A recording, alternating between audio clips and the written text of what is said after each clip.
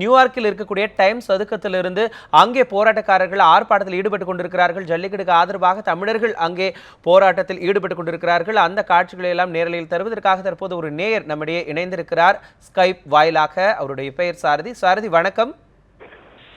வணக்கங்க சாரதி, நீங்க இணைப்புக்கு வந்துட்டீங்க. தற்போதைக்கு நீங்க இருக்கக்கூடிய அந்த டைம்ஸ் சதுக்கத்துல நீங்க செஞ்சுட்டு இருக்கக்கூடிய அந்த போராட்டம், அது மட்டும் இல்லாம உங்களுடைய கோரிக்கைகள் எல்லாத்தையும் நீங்க அங்கிருந்து பதிவு பண்ணலாம் சாரதி. வணக்கங்க, நன்றி.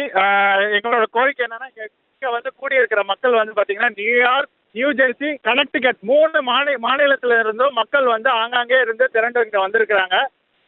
எங்களோட கோரிக்கை என்னன்னா, ஃபர்ஸ்ட் ஆஃப் ஆல் வந்து எங்களோட நன்றியை வந்து தமிழ் மக்களுக்கும் தமிழ் மாணவர்களுக்கும் அங்க போராடி கொண்ட அனைவருக்கும் எங்களோட நன்றியை தெரிவித்துக் கொண்டிருக்கோம். நாங்கள் ஒரு வாரமாக உங்களை பார்த்து கொண்டிருக்கிறோம்.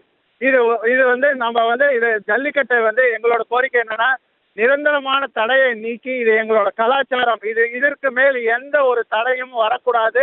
we have to ban PETA. இதெல்லாம் தான் எங்களோட முதல் கோரிக்கை. we are there for you sir guys.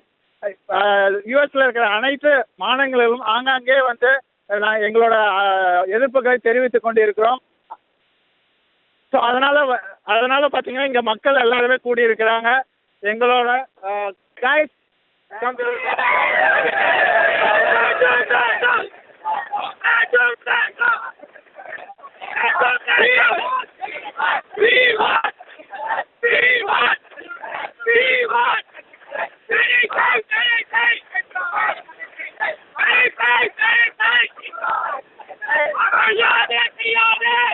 ஜல்லிக்கட்டை தடை செய்யாது, ஜல்லிக்கட்டை தடை செய்யாது.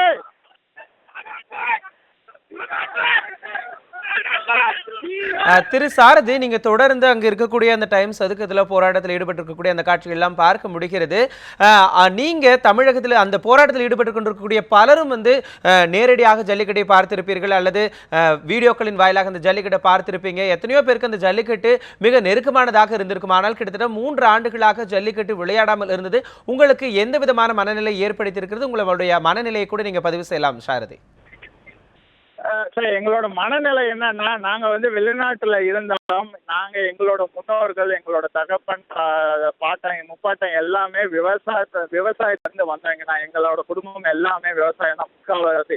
எங்களுக்கு வந்து மனநிலையா நாங்க பாதிக்கப்பட்டிருந்தோம். ஆனா நாங்க வந்து நாங்க வந்து நம்பி இருந்தோம் அரசாங்கம் வந்து இதற்கு வந்து நடவடிக்கை எடுத்து இதை வந்து தடை செய்யணும்னு பொறுமையாக நம்பி இருந்தோம். ஆனால் இந்த வருடம் அது உச்சக்கட்டத்தை அடைந்து இதுக்கு வந்து ஒரு முழு தீர்வு காண வேண்டும் என்றுதான் வந்து தமிழ் மாணவர்கள் இந்த போராட்டத்தில் குதித்து இருக்கிறார்கள். இதற்கு வந்து நாங்கள் வந்து ஆதரவு தெரிவிக்கும் வகையில் தான் நாங்கள் எழுதுறோம். நாங்கள் வந்து எங்களுக்கு வந்து இது கலாச்சாரம், எங்களோட கலாச்சாரம். எங்களோட ஒவ்வொரு வீட்டிலும் மாடுகள், கன்றுகள் நாங்கள் வளர்க்கப்பட்டோம். இதற்கு வந்து இது வந்து நாங்கள் வந்து சும்மா இன்னைக்கு வந்து இதுக்காக பண்ணுறோம், ஒரு பப்ளிசிட்டிக்காக பண்ணுறோம் அப்படின்னு நினைக்காதீங்க. இது எங்களோட ரத்தம் ரீதியாக இது வந்து எங்களோட கலந்து இருக்குது. இது வந்து எந்த ஒரு தூண்டுதலோ எந்த ஒரு இதுவும் கிடையாது. நாங்கள் வந்து இதுக்காக நாங்கள் முழு சப்போர்ட் பண்ணணுங்கிறது தான் எங்களோட